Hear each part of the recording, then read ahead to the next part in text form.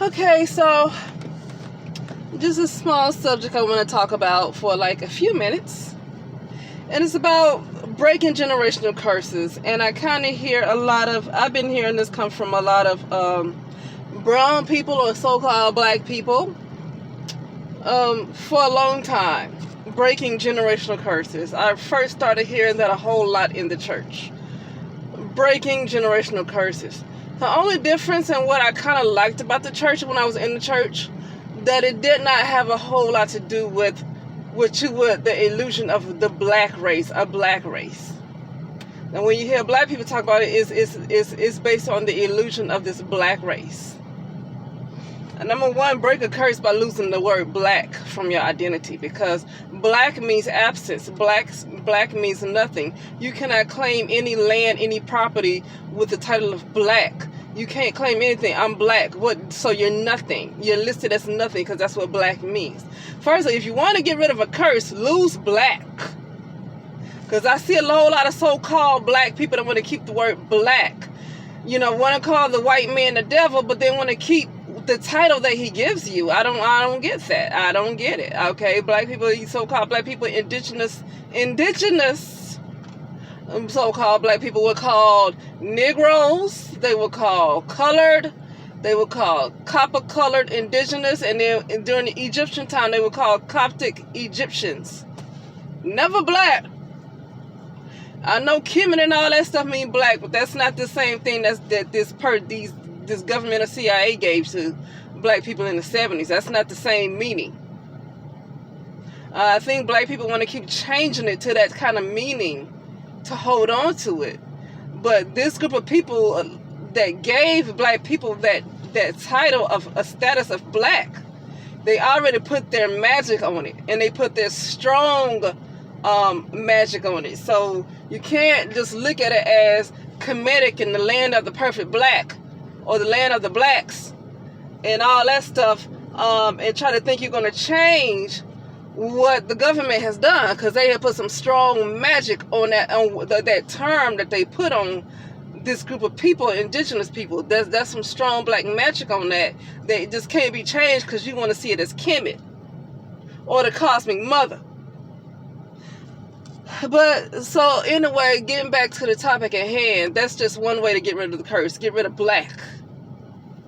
But now, a lot of brown people are people who want to consider themselves black. I noticed what I like about the church, when I used to go to church, because I don't claim anything now, but what I liked about the church when I used to go to church, and as opposed to like people who are more on the pro-black side, is that when the church says break generational curses, well, the one thing, they talking about Jesus a lot, so they talking about the blood of Jesus to break generational curses. But what I do appreciate is that they didn't use race as much. They were still specific on your own problems.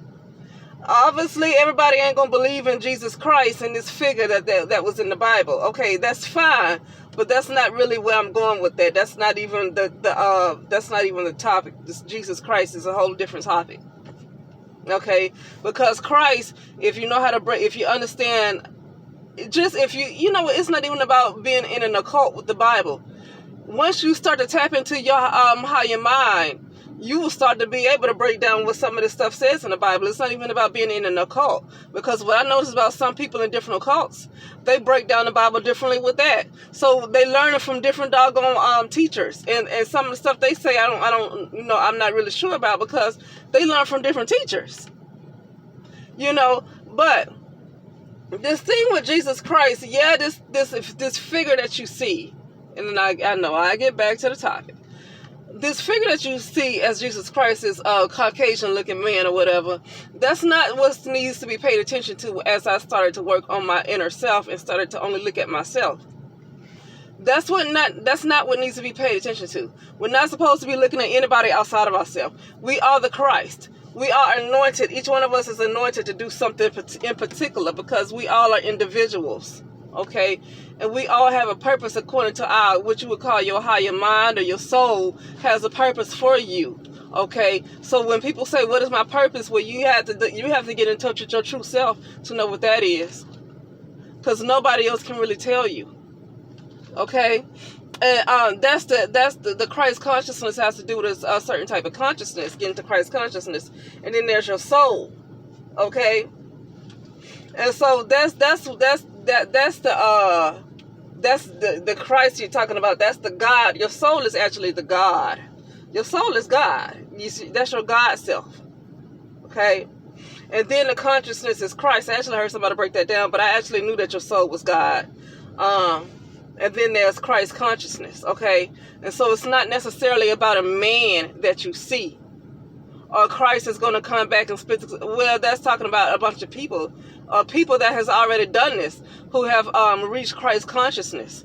That's already did that. That's no man is coming back to split open the sky. So when people say Jesus ain't coming, well, in a way they are a lie. And then the reason why I say they are a lie in a way is because they're looking outside themselves as well. So when you have these people that think they're so much better than other Christians, they don't know what they're talking about either, because they think they're going to see a man fly around like some man in the sky, like some pie in the sky.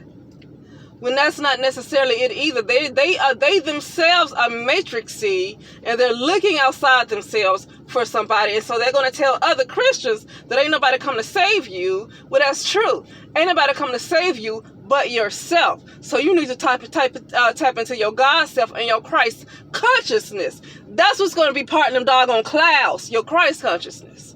So yes, Jesus Christ did come back, but not in the way you think Jesus Christ came, with your matrix mind thinking it's some man that exists outside of you, when this person is inside of you.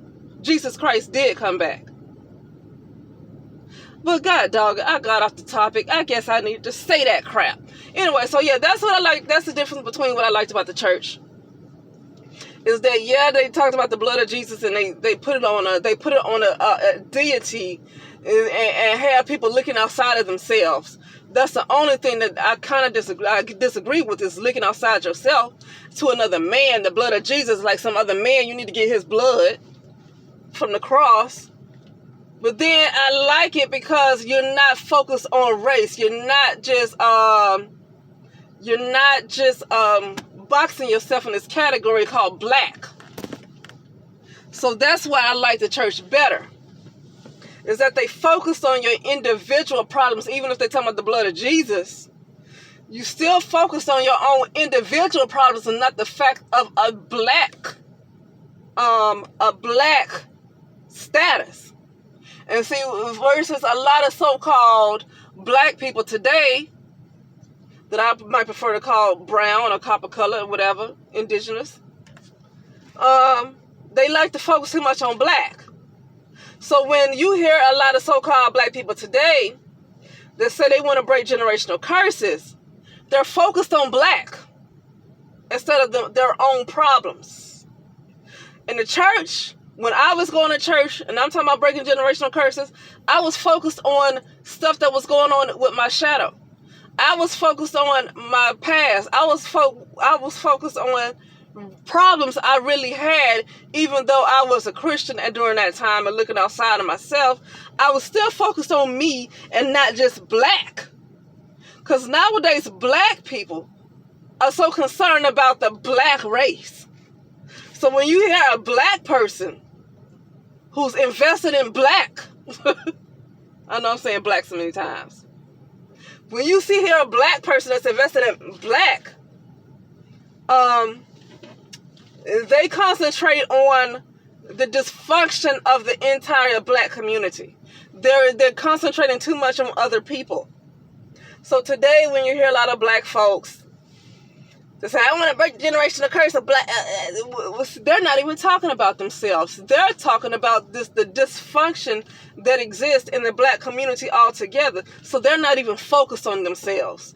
So what they want to break generational curses. So what they want to own a business, because a lot of black folks ain't owning businesses. So what they want to do this or that, because a lot of black folks ain't do. See, so they're focused. People who are black and see themselves as black, they're focused on what somebody else is not doing. So they feel like they're going to break generational curses. by doing what they don't think other black people are doing. That is not breaking generational curses, because those other black people don't have nothing to do with your generation. These other so-called black people, brown people, they not even in my bloodline. I'm not breaking generational curses by concentrating on what they're not doing. That's what I'm trying to say. Me concentrating on what they're doing, so if a lot of so-called black people don't own businesses, I'm saying, well, I'm going to break generational curses because I'm going to own a hospital and I'm going to own this and that. So I'm concentrating on what other black people's not doing. I'm going to call myself breaking generational curses based on what I see other black people ain't doing. That is completely off. That is not breaking generational curses. Okay, breaking generational curses have to do with your generation and your bloodline. So when I break generational curses, it has something to do with my mother and breaking a generational curse that came from my mother, my mother's mother, my father, my father's father, and all the way back. That's generational curses. So when I break generational curses, I'm focused on myself. Okay, not black. Okay, that ain't got nothing to do with my generation. I'm not even in the bloodline with a lot of black folks. We're not in the same bloodline. So breaking a generational curse ain't got nothing to do with them when it comes to me breaking my generational curse. And generational curses, knowing what the generational curses are, it takes a lot of deep inner work to understand.